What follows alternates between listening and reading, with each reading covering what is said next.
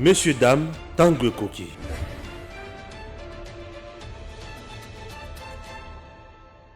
Nous sommes là à bord des Congo Airways. Chers compatriotes, Congo Airways, le léopard volant, fait toujours son travail. Et son travail, il y a même des Congolais qui ont X coin na Y coin. C'est par exemple Patrice Emery Lumumba, Azaki na Bruxelles, la Belgique, Congo Airways, compagnie Mboka ya Bana Congo, et qui n'a quitté na Belgique et juillet, et Zongisie na Congo, Bisika à Salamoussala. Cette entreprise n'est pas en faillite. Oui, cette entreprise doit vivre, doit fonctionner pour aider les Congolais. Sur le plan commercial, elle doit aussi remplir sa mission sociale pour que le pays soit à l'aise. Un pays doit avoir de l'eau qu'on aille. Congo Airways, sur le plan, il y a la frontière, sur le plan, il y a MIPP. À garantir souveraineté, il y a Congo. Alors, vous regardez vous-même, Congo Airways a plusieurs places. Vous sentez que c'est confortable, les gens sont à l'aise ici, peuvent voyager comme ils veulent et bien servis, calmement, avec un personnel de qualité. Donc Congo Airways n'est pas en faillite, tout va bien. Alors nous demandons à l'autorité de faire convenablement son travail.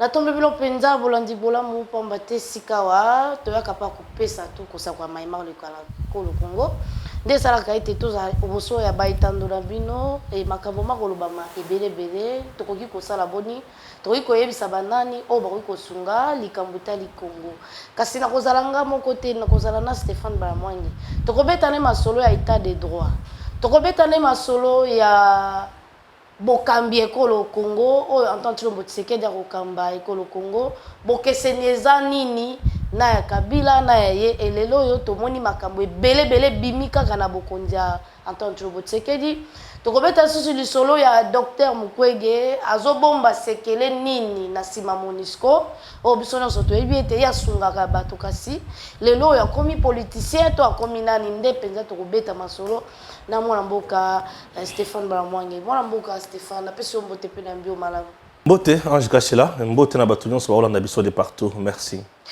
Kasi na bandi na nkotela na meka koyebisa bato to koyebisa na bakolanda biso ete tokobeta masolo ya état de droit tokobeta masolo ya bokambi ekolo Congo et to bandana nu na bokambi ekolo Congo oyo entente lo Tshisekedi azui Congo biso nyonso toyebi ndenge nini azwaki yango kasi lelo oyo na bokambi na ye abimisi likanisa kotia état de siège mpona kosilisa bitumba na este kasi biso nyonso toyebi ete tobandaki koyeba ete M23 azabongo batomboki baza bayimboka kasi lelo yo toye koyeba kaka na bokambi entente lo Tshisekedi ete eza Kagame nda aza na sima nango kasi na sima Kagame bato misusu bazali bon na ebite loko ni ezosala ete Tshisekedi babundisa ye makasi nesika babetela ye maboko to bakumisa ye akoba na mosala kosala.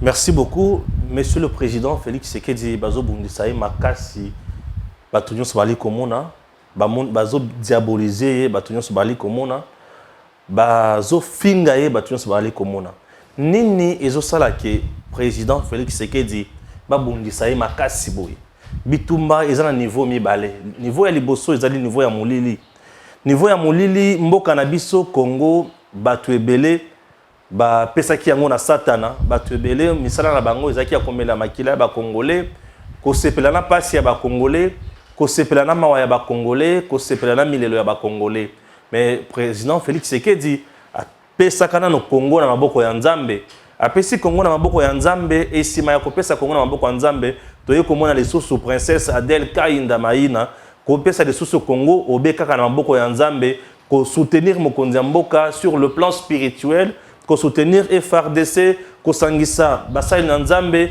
ko sala manso po ete mokonzi ya mboka ayoka na pe azwa deuxième mandat na ye. Alors nini sikoyo sur le plan physique ezosala ke président bayina ye makasi eloko ya liboso durant 18 ans ezana bato to banda ko benga bakasiki ya PPRD na kati ya FCC MPAMP babandaki kozwa misolo ya l'état via ba agent fictif babanda kozwa misolo ya l'état na ba carte bancaire o tozo benga ba carte moko visa bazwa misolo wana ebele facile raye abundisi biloko wana ba carte ba déconnecter yango misolo o ya ba agent fictif ba meki ko réglementer yango na niveau ya fonction publique ba agent lelo toyebi nombre na bango ba agent fictif ba lungwe et salike ba bandaki kozala na misolo te o to banda ko benga ba nouvelles unités ba komi mécanisé ba komi kozwa misolo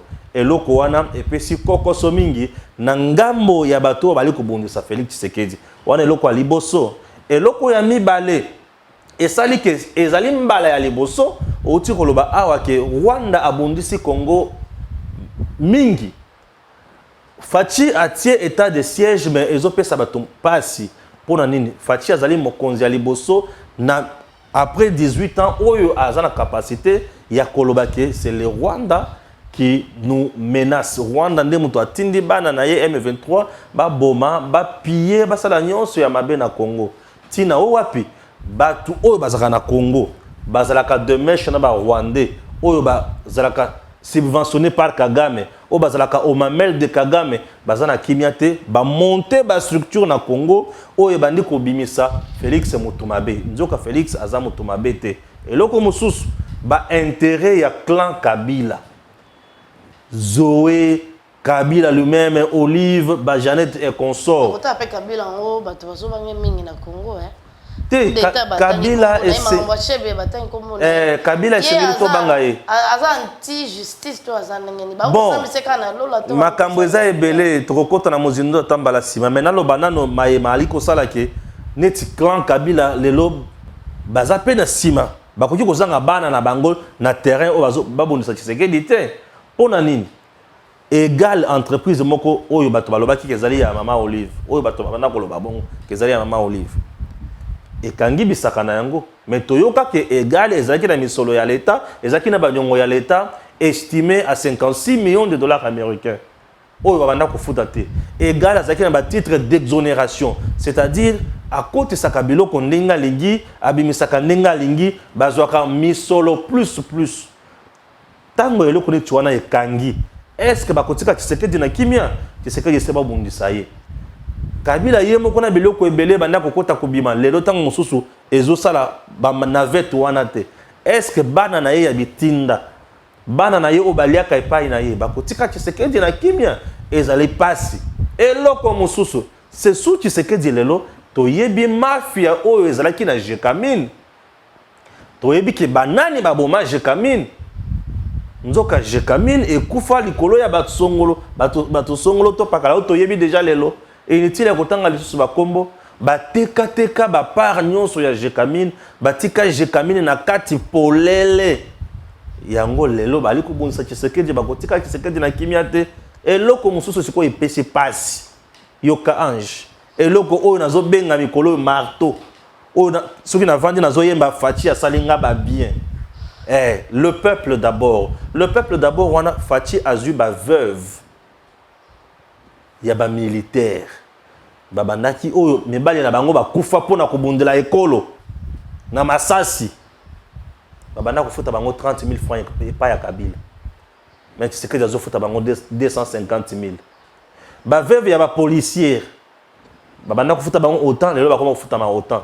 Aucun na niveau ya fonction publique.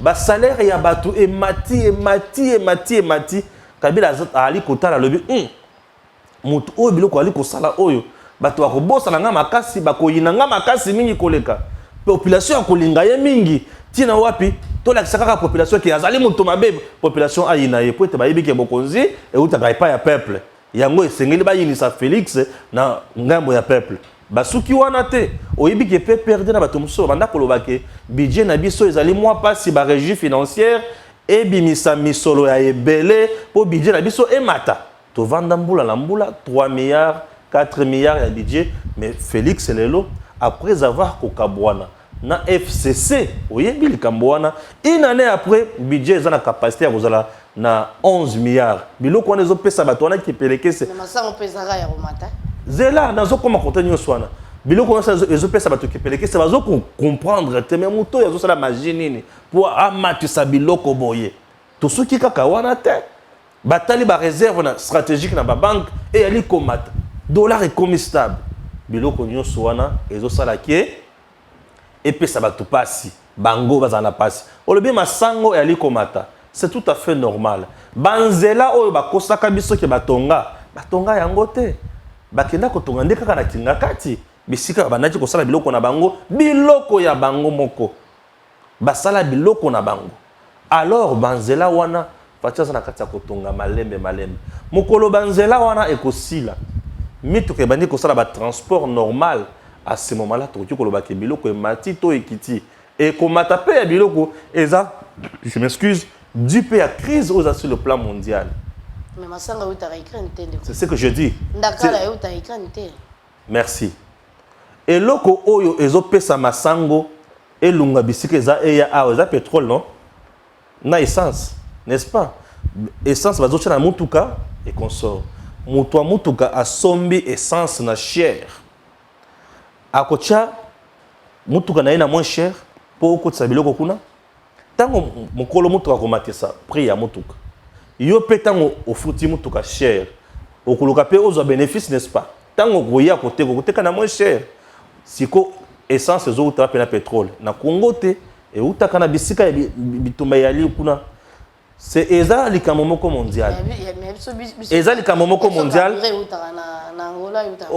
Carburant ya Angola wana ba carburant za na dimension na ba nini ba quantité na ba quantité ekeseni. Carburant ekota na Angola po esala musala nini na Congo ya malonga. Non. Ba carburant eza ya qualité na qualité. Carburant ya Angola eza carburant ya qualité nini. Biloko wana eza ya ko beta mutu lolenge wana te. Bato nyonso bakenda kosomba carburant na Angola te. Mituka nyonso ya Congo esalaka na carburant ya Angola te. Po bato akatsumale sa pona bakenda kosomba carburant na côté Angola. Congo ya munene. Congo eza munene, eza à peu près 26 provinces, eza à peu près na 9 voisins. Bato nyonso wana bazali pona kosunga. Biso pe tozali pona kosunga bango. Mais crise mondiale oyo frappé bato lelo ezo za na impact négatif na biloko ebele. Tina wapi ezosenga kaka maîtrise, ezosenga temps et au fur et à mesure na kati ya mboka mokonzi aza na kati ya kotravailler. Maintenant nazopesa yo sikoyo likambo. Admettons que Kabila nde moto azalaki président na régime na ye. Na tango oyo toali boye. Na lolenge biloko emati boye. Na lolenge bango babanda koyiba misolo ya l'État. Na salaire oyo bato bazalaki na yango tolinga tosuka wapi? Sikotala na mwana mboka Félix Tshisekedi. Biloko eza komata certes, mais lelo bato bakomi na mbongo, moto aza na mbongo ya kosomba. Lelo bato bakomi kotambola na nzela bazomi lobela. Lelo bato bakomi kotambola na nzela baomi lobela âge. Moto azomi lobela. Nazotuna papa ozotambola ozomi lobela boye ndenge nini. Moto azomi lobela na nzela. Ah. Moto azomi lobela na tunier papa nini. Azomi lobela pas cité. Mais azomi lobela ndenge ya komi na sengo yake salaire na ezalaki $160 et komi $592. Alobi awa na kosombela Brigitte oyo, awa na kosombela Kapinga oyo, awa na kosombela Florence Boye, awa na kosombela Christine Boye. Moto ali komi lobela na nzela po esengo ye ayebi siko akomi na capacité et plus loin na feti ya locataire bayer azoya. Ba fête ya ba locataire lelo ba bayer ba komi koya ba locataire lelo ba komi ko fêter ba anniversaire na banda kona bango po kala ezaki moto azo banga ko fêter anniversaire na ndako na ye po na nini bayer akoyoka ndako bwali ko futa te kaka ko fêter ba anniversaire kaka ko kata ba gâteau bo futa e mai bo futa mais lelo ekomi bongo te locataire azo fêter anniversaire abengisi bayer aye azana ko seka ya sone po ba se ba pesa ki déjà mbongo. Moutou les comme à l'aise. C'est ce que nous cherchons. C'est ça ce qu'on appelle le peuple d'abord. Moutou a la capacité et à cause de nos misolo. A fouta ndako, bisika kolia, bisika kolalela, bana na yeba kende kela, ce qui basé à miquer gratuité. Et les sous et le cause de ça bango passe la gratuité de l'enseignement. La gratuité n'est pas une décision à Félix Tshisekedi. Gratuité est constitutionnelle. Peuple congolais mouta voté en a quatre constitution. Mais Félix Tshisekedi na vision na ye alobi ngal ko lanza le peuple d'abord na sa la gratuité les soso. Azu yango na pas signonso ambongo paye, chole paye, kabile paye azali ko ba ali ko bundi sa yes obe ko bundi sa. Est-il alors ko baka pamba tete mon gouvernement bimisi mi sur le belé pour on peut ça va diocèse na bango nyonso ya école au Congo. wana ezali kamo tokolobela ngo tant somba la semana zo ba donner mingi kuna mais oyo nga na yebi na matali gratuité bali kotonga ba école ebele pona nini bana batanga malamu puisque to yebaki très bien que école ngo to ezaka o nani catholique ya sala pa maté to catholique ya sala te ko sala ko sala bi babati ndeko shop ba bâtiment to boyité catholique ya sali bâtiment donc il est à rejoindre mabele na etika ba bâtiment bon chola yebaki te les sols et les sous-sols appartiennent à l'état ce qui otongi pas ya bato yeba otongeli bato wana za makambo chola bosani alors to lobela makambo chola te chola si abunga na ye alors ba le sous-sauter pour maye les là déjà maye Félix ali ko sala et pesa chola qui peleke se akoka sokolo bate yango abunga na ye na yebite soka zotala makambo bana na ye to zotala makambo ma sœur alors awa eloko bato sengeli ba retenir eza que gratuité ya année oyo ba komona ke ekozala différente na gratuité ya année passée. On a étudié, nous avons fait étudier les enfants dans les conditions difficiles. Fati Azui. Maye matali gratuité et le komoko malamo côté. Bâtiment Kabila Tongite. Matata po yamanda koloba awa 1000 écoles par an. Asala le komokote. Ça ça la université pesante. Yaye. Asala biloko na ye. Bato nazo bien bango mikolo ba matiti mabe. Et sengeli ko cha bango na moto. Ezika po sango na bango eza mabe na matoyi tika na betela yo sango oyo mutema na miso ebesana koyoka na komona sango ya fachi po ete azosala congolais ba bien aye pona kopesa congolais sourire donc Fachi aujourd'hui c'est quelqu'un qui fait tellement de merveilles pour notre pays nano tokutana na mokonzi ya boyete to pesa lola merci to pambola lola lisusu na yango na sili sana kama mabele na sisa likambo ya belekole baliko tonga bekole puisque gratuité Kabila a atikeli biso bekole officielle était ba tonga bekole les enseignants mécanisés et non mécanisés les nouvelles unités il faut que futa bango nyon soit mécanisé c'est bien plus de 23 000 batu oyo bakotaki oyo ba pesi salaire bazu salaire mutu akota na ministère de la justice depuis 2003 2022 salaire na ebimi ba mécanisé baninga na banda ko futama 180 000 francs mais lelo kende na ministère de la justice batu bakomi na ba 500 et quelques mille francs il faut le bafachi merci. C'est quelqu'un qui n'est pas venu s'enrichir, mais qui est venu travailler pour le pays.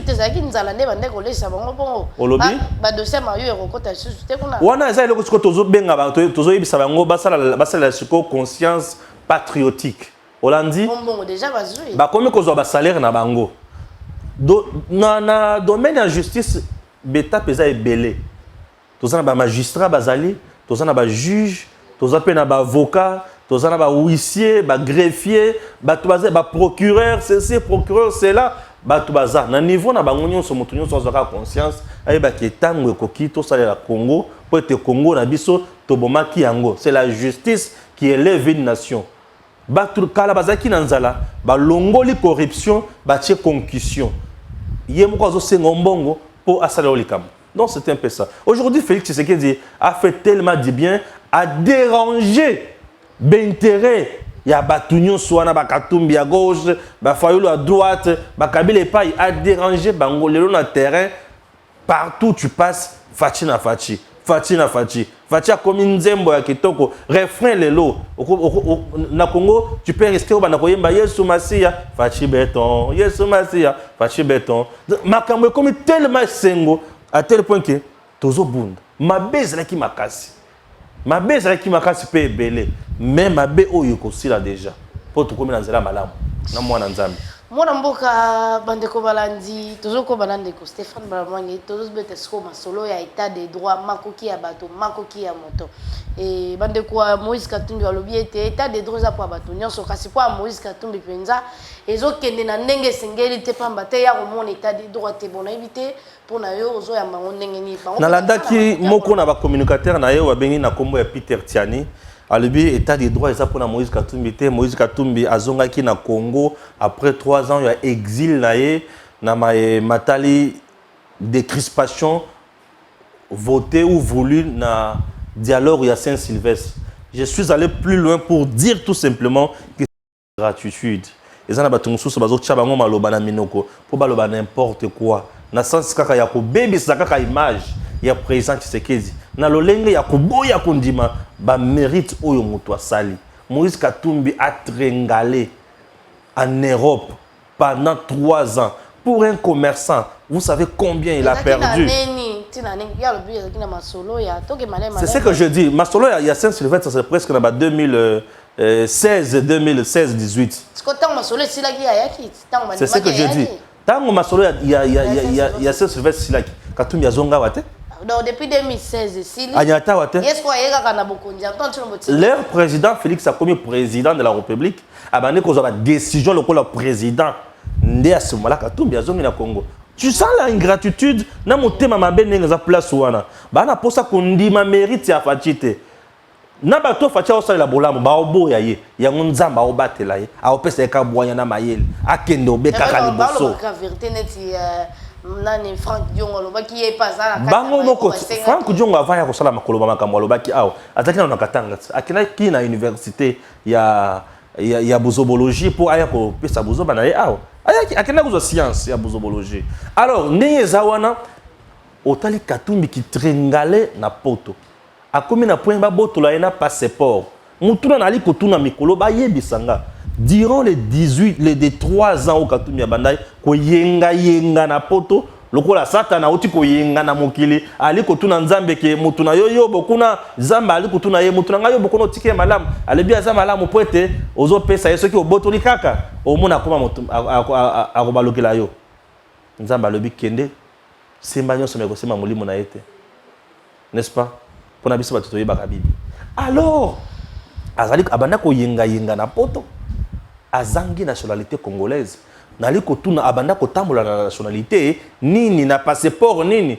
Joël Kitengale kaki awa ayibisinga abanda kotambola na nationalité zambienne. Et janga ite abanda kotambola na passeport zambien na tuni puna nini na lobi abalaka mwasi ya Zambi. Na tuni lisusu puna nini asala bonga lobi eza choix na ye. Wana makamuna ina kokota kuna te. Mais likambo na ngai za que il n'avait pas la nationalité congolaise pendant 3 ans. Démarche nini a sali pour akomalelo congolais. Azonge la congolais, azo nationalité congolaise. Ceux qui n'ont sali yangote, je suis désolé. Ayakati na Zambie, ali kota la girafe. Ako kengelila papa. Aotala, azo kengelila. Azotala Congo. Balobi Moïse atalaka kana, paradis, là où coule le lait et le miel. Mais ako kota te. Akota gate pour Kabila boyaka. Kabila te Shadar ndalobaka. Baboya. Shadar ndaboyaka.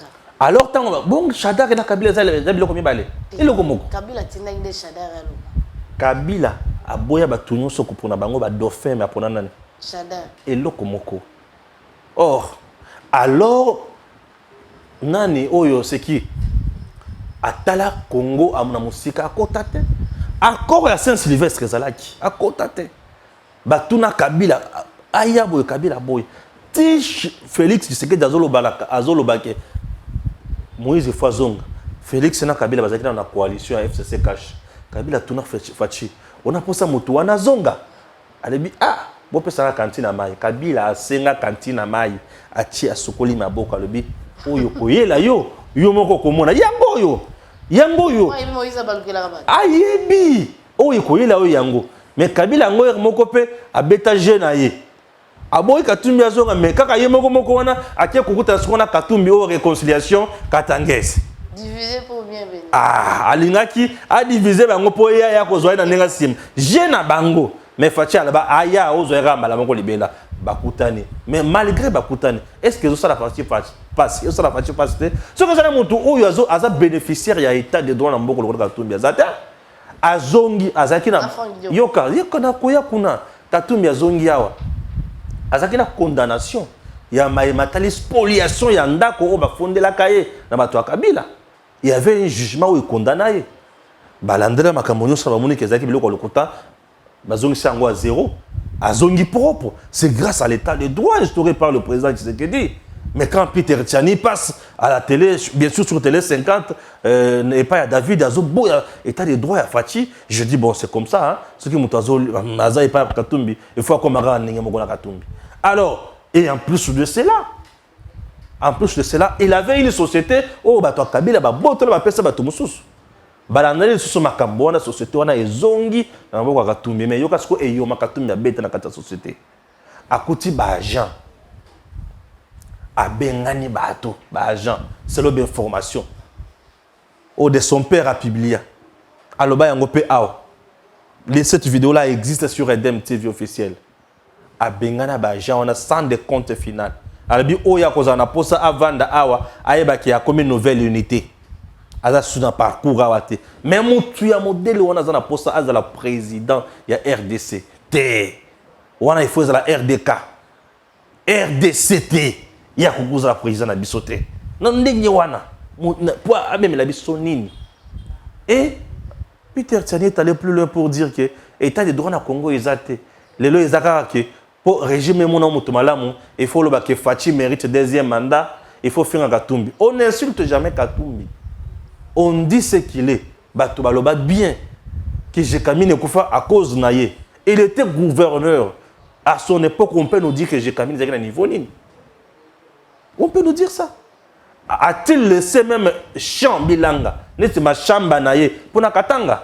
À l'époque, Katanga avant démembrement territorial, avant découpage territorial. Est-ce qu'on peut nous dire ça? Exacté. Qu'est-ce qu'il a amené du nouveau à la tête de Katanga durant le mandat de Etila Kenda? Bato akokanisa ina point nini. Écoutez, est-ce que l'État a une mission ya komanda koteka? Lui devrait abanda koteka ngona talo moke. Koteka epekisami na epekisami te. Merci. Il était qui? Katumbi en même temps gouverneur. Mais biloko abanda koteka en tant que gouverneur, toi en tant que Katumbi. Abanda koteka en tant que Katumbi, c'est-à-dire ces entreprises privées, ils ont bêta tina ba brique, ils ont teka batonga, ils ont teka maïs, bongo ba privé ba kosala nini. Ceux qui yo gouverneur avec influence na pouvoir nyo sozana yango, ozo sala modèle wana, ba privé ba kosala nini. Non, l'État a ça la kabiloko ya l'État. A tiangona moins cher, ba travailler ko somba. L'État aussi peut faire le commerce, mais quel genre de commerce? L'État, lorsqu'il fait, il s'engage dans le domaine, c'est pour l'intérêt général. Résoudre le problème, essayer de diminuer teneur, na force, il y a privé pour base un monopole, il y a ma capacité, sinon la population vous en a pas. Puisque un privé est à la recherche, il y a intérêt naïe.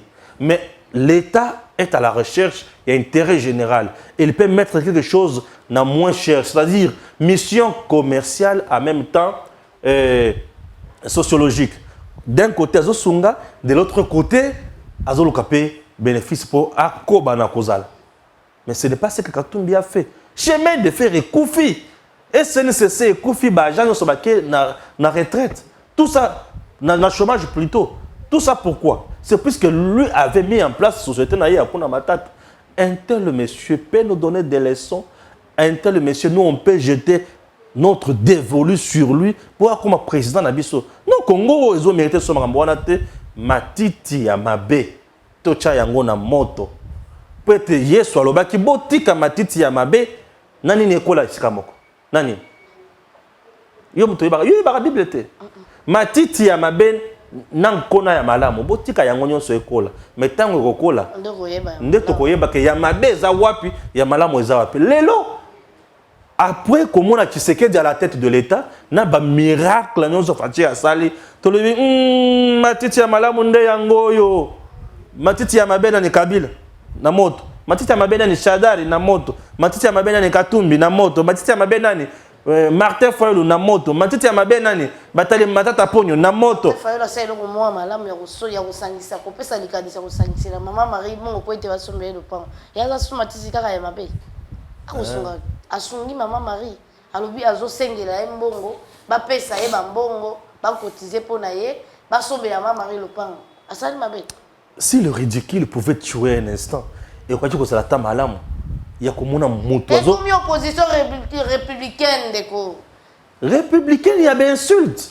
ya mafinga mutu Maman Marie asalaki nini Maman Marie alobi atate ke na est bazo violer ba cité Maman Marie alobaki atate ke na kan luka ba ozanga lipa te Maman Marie alobaki atate ke zando banda ne sala banda ke zo selate Maman Marie n'a pas parlé de tout ça.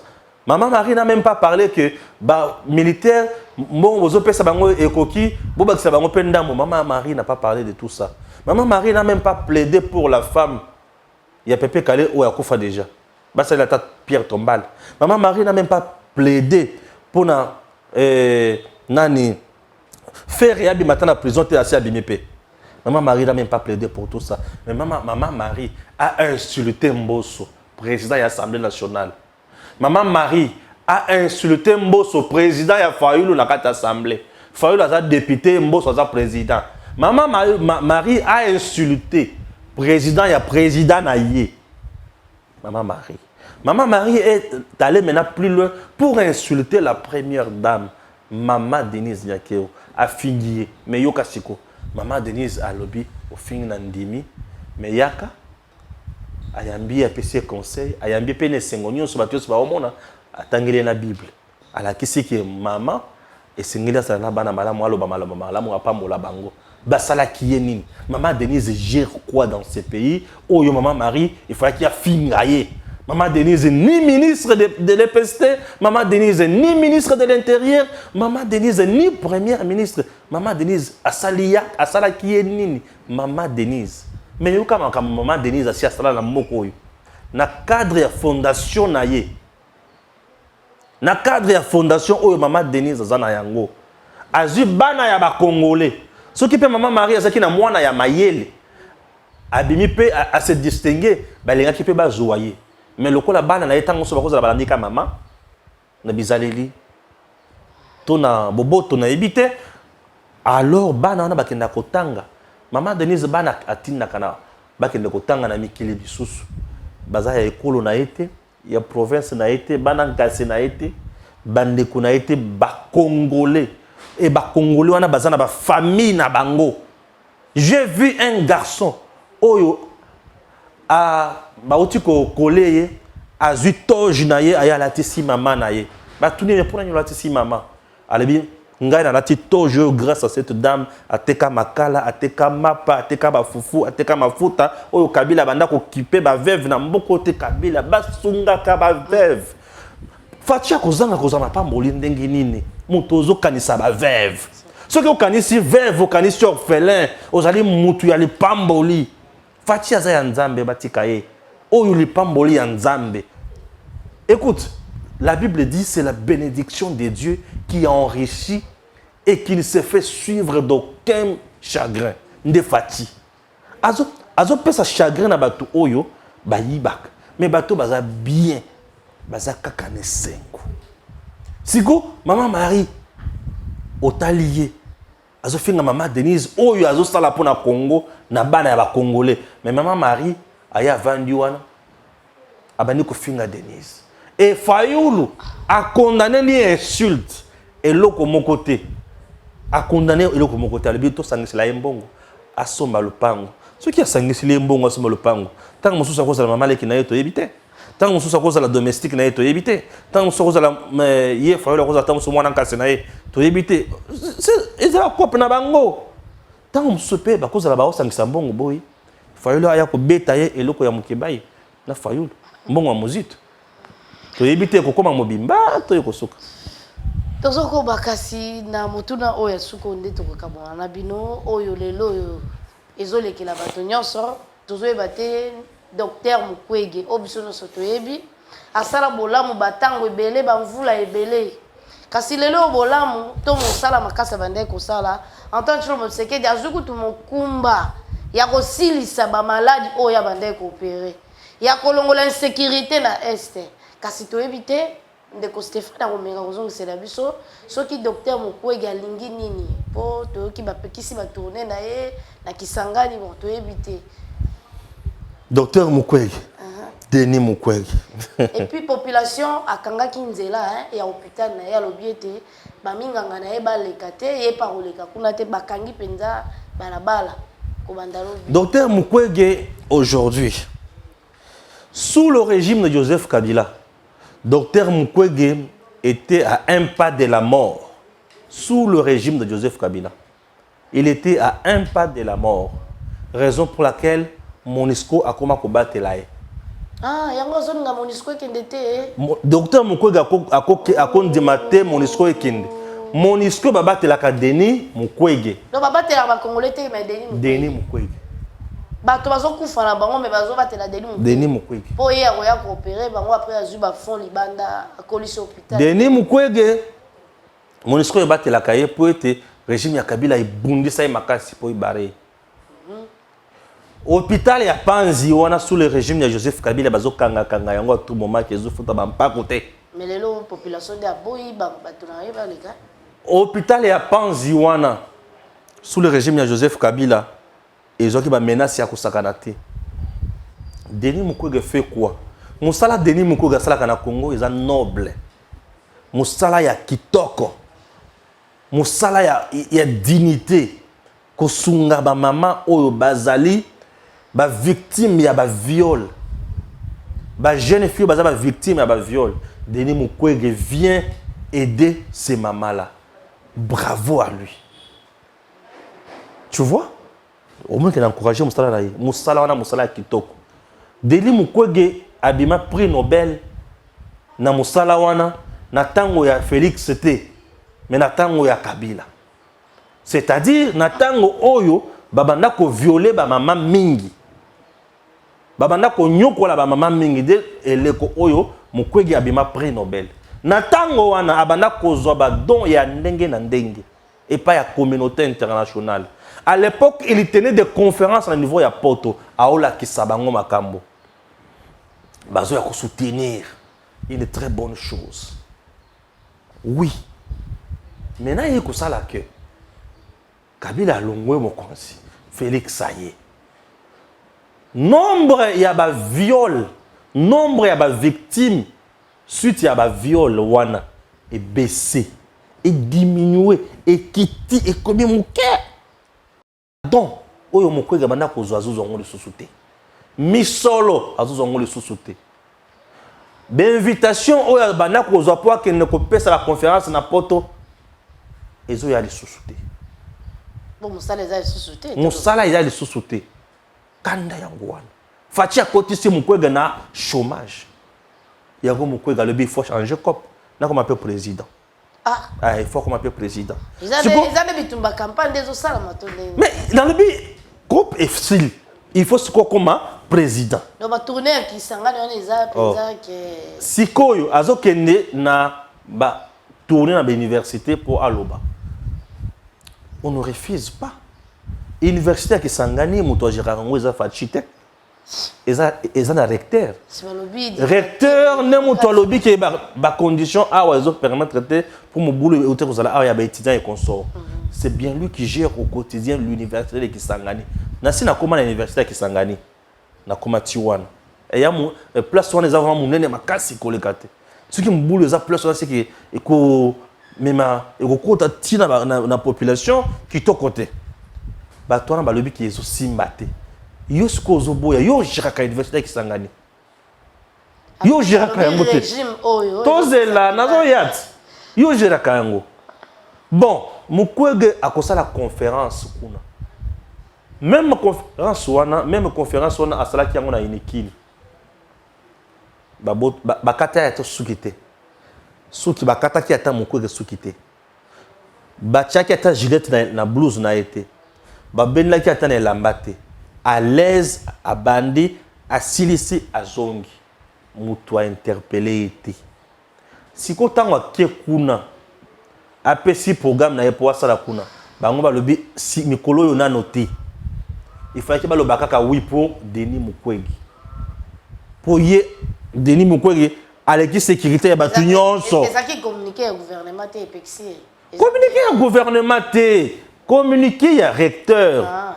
Comité où ils ont en place na université à Kisangani. Bango ne mutu bali ko gérer kuna. baonde balobi ki awa mikolo oyo ekosimba nani Sama Lukonde yangani innocent papa wana ya batu bon papa te Sama za papa pona ngate c'est un kulutu wana Sama Lukonde avandi na ikimia tika matisa ba budget nga zo matisa yango wana tika Sama sala musala na ye ndenge gouvernement na yezo sala ba prouesse ya Sama na sisala no kamba Sama Lukonde aleki matata Sama Lukonde aleki muzito Sama Lukonde aleki Bruno Chibala Sama Lukonde aleki Badibanga bango nyonso na tamu to mokote asala budget ya 5 milliards mais Sama aleki matata musika awa tikuna matata zaki wana macroéconomique budget combien autongi combien d'écoles va fonctionner au pèse salaire nini matata a fait presque 4 ans à la tête du gouvernement et il avait la confiance ya Kabila mutu pesa ya Kabila l'homme même des institutions de Bretton Woods matata il connaît les circuits financiers premier ministre en même temps ministre délégué dans le ministère des Finances lui-même qui gérait encore là-bas t'as la double brassard la matata mais accueilli à Tibiso bon il travaillait pour travailler il travaillait pour l'argent et pour lui-même et pour ses potes et peuple congolais musika yezaki matata na poignon azo vraiment matata ko alors Sama ya le bango Sama leki matata lorsqu'on gère ce n'est pas pour nous parler français mais c'est pour nous donner des résultats population aimona yango lelo bato ba komi otambo nango tuko yibiso ke bayer na locataire bazo fêter anniversaire sika moko ba komi ba camarade bayer na locataire ba komi ba camarade moto otambo na nzela azo milobela nzoka esengo azo sala ba calcula haute voix oyo za ya mami oyo za ya chibola oyo za ya écoutez faut tu appeler bato élégance na bon moto ya ko vivre bato ba komi kozala moto za capable de leur ko salaire na ye salaire de combien 600 et quelques mille avant de payer allez bien 600 et quelques mille bon quand le salaire na salaire tu vas makambo nako ezaki moké alors nazonga la Denis Mukwege balobi il va dire des choses dans la conférence one Denis Mukwege va s'adresser dans la auditoire ton assistance il y a 300 personnes ou 200 personnes. Le Congo a plus de 100 millions. Les 300 personnes, bah, vous avez influence sur le régime de Tshisekedi. Et le Kwaliboso, et le Kwamibale. Mukwege va dire des choses là-bas. Va-t-il révéler quoi? Puisque le régime de Tshisekedi n'est pas un régime sanguinaire. Sous ce régime, je ne vois pas où Mukwege a réparé Bassi. Non. Sous ce régime, il n'y a pas de viol, violence. Sous ce régime, il y a un massacre. Sous le régime de Tshisekedi, il n'y a pas de Kamouena Sapou. Il n'y a pas de fosse commune. Tshisekedi aura peur de Mukwege na poignine. Les gens, Bazui et Lokomoko, l'opposition aujourd'hui au Congo, a joué quand elle a une victimisation. Bazo simangaye, bazo langawe, fachale opposition pète. T'as des beaux basali bino loko mogote. Mais opposition to yobaki, basali marche les lots. Il faut tout le monde amender na TV na pourquoi. Autant de morts. T 50, T 13. 13 Thomson, to 13 Ngulu. T'as la différence. Les bossos zaki baké marche. Bozongi babani ko compter. Bakufi combien les lots? Bakangi combien? Hein? Bakufi combien? Bakangi combien? Dans le régime ya Kabila, failli la vimba motu. À se retrouver dans mbete l'hôpital. Nini babetinga. Nini babetinga. Mais dans le régime ya Félix failli le batoboli piné. Na kokende te bosomela nga piné nanga. Vandawan. Papa kende somela piné, ba basombi. Bacha. Yango 1. Basomela piné. Au fin fait bango bololé voilà fayo aujourd'hui tu vas perdre pédale. Pourquoi Félix a kangisi bango monoko l'opposition dans ces pays a toujours na maloba tango banda ko mona bazokanga batu bazoboma batu mais Félix ne fait plus ça ba comme une opposition ya pete ba sili mayel o mwana nzambe ali ko sala makambo oyo bayokana kina tata olikolo kende sala mokeleza na esengo pote ngai moto nazali bolingo yango Fachi azali bolingo et sengo na kati ya population. Mukwege ne représente pas grand-chose sur le plan politique. Il est très bon lorsqu'il s'agit de gynécologie. Asunga ba maman, asunga cons. Là, il est spécialiste, notre prix Nobel. Mais sur le plan politique, il ne représente rien à part lui-même, bilamba na ena ombre na ye. Rien. Mukwege na Kinshasa awa. Balobi voter Mukwege. Mukwege kiti ba ko voter wapi. Comme président, ba no makate ba votaka. Et ko voter wana ba ko voter na Congo mobimba. Ba ko voter Mukwege wapi. Atabino moko to lo ba vérité ko ba ko voter Mukwege wapi. Alors ba foyer na bato nyonso bakatumbi bazangi sikolo ko ba lobi bakangi Mukwege soki ba pekisie kuna a invité bato faki ba ya kuna ba ke desika mususu balanda ye. Où est le problème? Balanda ye. Tant on soit à futa kimbongo te asala. C'est pas quoi tseka poza Mukwege. Tant on soit à futa kimbongo salte. Ou bien Kisangani eza na moi sekele mo rebomba mito eloni. Sekele ni les causes la Kisangani oyo bato ba bomba. Fachi c'est le seul président aujourd'hui où azo vivre na ba sekele te. Il est là maboko pembe. Aibate atalate abomate maboko pembe. Ozomona yango ozomona bazo soutenir ye na basali ya Nzambe. Bazo soutenir ye na bato ba comprendre. Ce qui omoni moto azo finga Fachi tala ye bien. Aza moto ya kingakati auti kolia fufu na malewa na kati avion aza moto ya kashobwe auti koya kuna azi billet vert otali kuna aza moto ya lamuka kuna kutu mzimwaka na nzala loloji Nabandi tokabwani na bino awa émission ici les raja kola motontikolo amoni tokabwani penza. En parlant d'humiliation, Monsieur Mukwege, tu es un docteur, tu n'es pas un homme politique. Je vais t'expliquer. Le Zaïre de Mobutu a envoyé des militaires aider des pays africains. Je vais t'en citer quelques-uns. Le Burundi a été aidé par le président Mobutu, le Togo, le Cameroun, le Rwanda même a reçu l'aide militaire du Zaïre. Et d'ailleurs, le Tchad, en 1983, a reçu 2700 militaires des FAZ, les forces armées zaïroises. Tango Mobutu azoko tinda, ba militaire ya FAZ, ba kende ko aider ba pays wana, ezaki humiliation pour na pays na bango, humiliation pour na nani, comment on appelle, diplomatie. Je voudrais dire une chose, vous êtes contre la diplomatie de Félix Antoine Tshisekedi. Pourquoi? Je vais vous expliquer, amis téléspectateurs, et je vais le dire en lingala.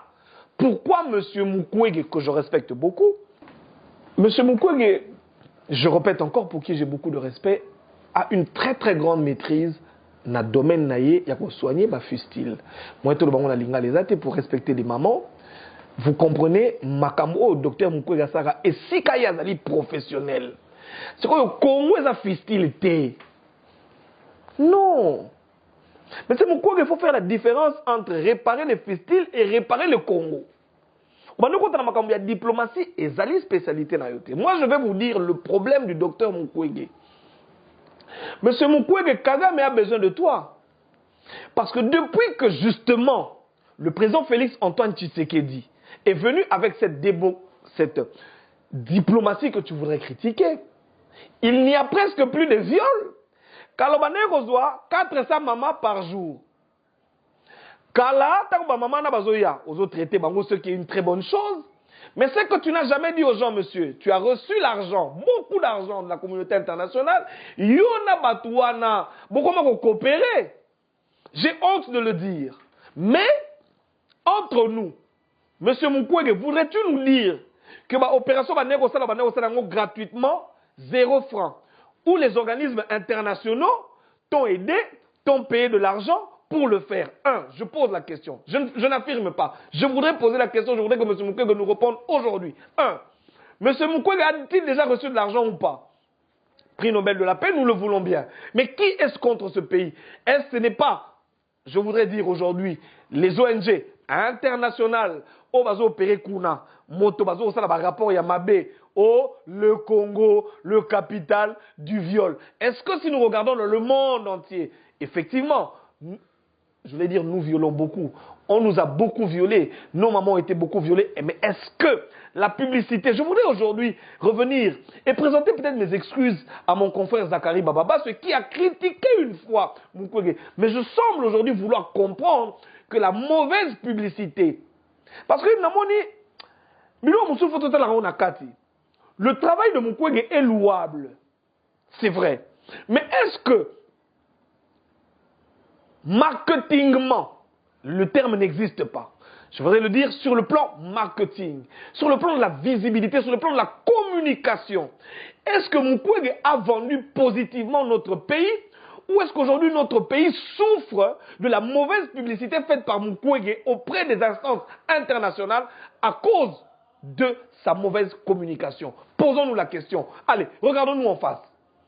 Mukwege est aujourd'hui contre la baisse du taux de viol parce qu'il n'aura plus de l'argent. Il doit aller se faire engager ses Kaga, mais parce qu'aujourd'hui, les nouveaux fistiles, c'est là-bas. Les nouvelles, c'est quelque chose dont nous ne faisons pas la promotion et nous ne voulons pas que cela arrive. Mais aujourd'hui, je veux dire, le docteur Mukwege aura plus de travail au Rwanda qu'en République démocratique du Congo. Ça, c'est une vérité. Amis téléspectateurs, émission Lelo et Sili Awa. Je voudrais vous recommander un livre de professeur Edi Ngoulou Aoutioukoufa dernièrement, à comment les enfants de Mobutu et de Papa Wemba, Chance et Logopamba.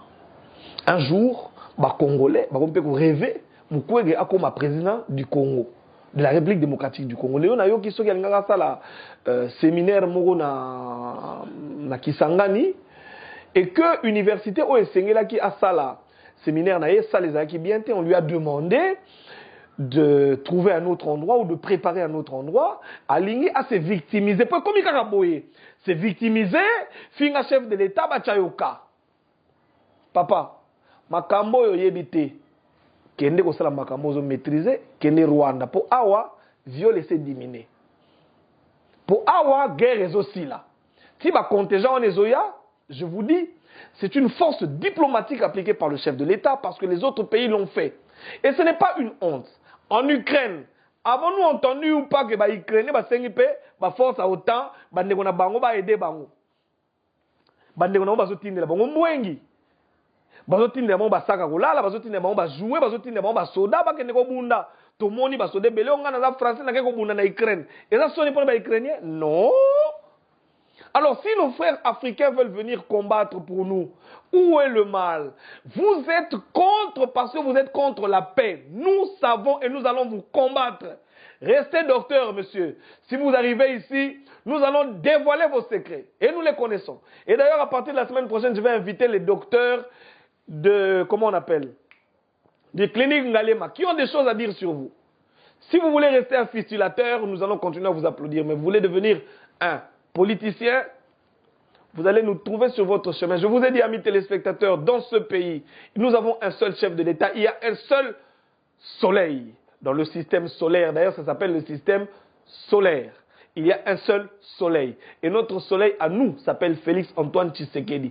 Tous les astres, Bombi Maranabino, mais Bozouara Moï, et Panaye, Bozouara Lumière et Panaye. Soka Keko Lala, étoile Bima, Sanza Bima, briller moi mouké. Mais tant wazali, tozo ko mona ye, tozo ko benda source ya énergie. Oboyi sala kongo na yo kende ko régner kuna. Donc tika na makamba fistulation, makamba politique tika. Soko bandi ko yawa ah et puis sala malamu soko liko ya na politique, basi ba yebisi bino déjà tika diffamation. OK ko sala point discours na yo facha ki pakani batute. Pona terrain, pona place olingi, sala discours na yo mutako kipe yo te. On n'a pas besoin de toi. D'ailleurs, à part ma maman au fils là, n'a pas voté. Pour ma bête, ma botte, qui entre nous, papa, entre nous, qui va te voter? Où? Quand? Comment? Watching? On te reconnaît, les doctorats, les fistillations, tout ça on te reconnaît. Mais la présidence, tu gères. Messieurs, dames, Tanguy Koki.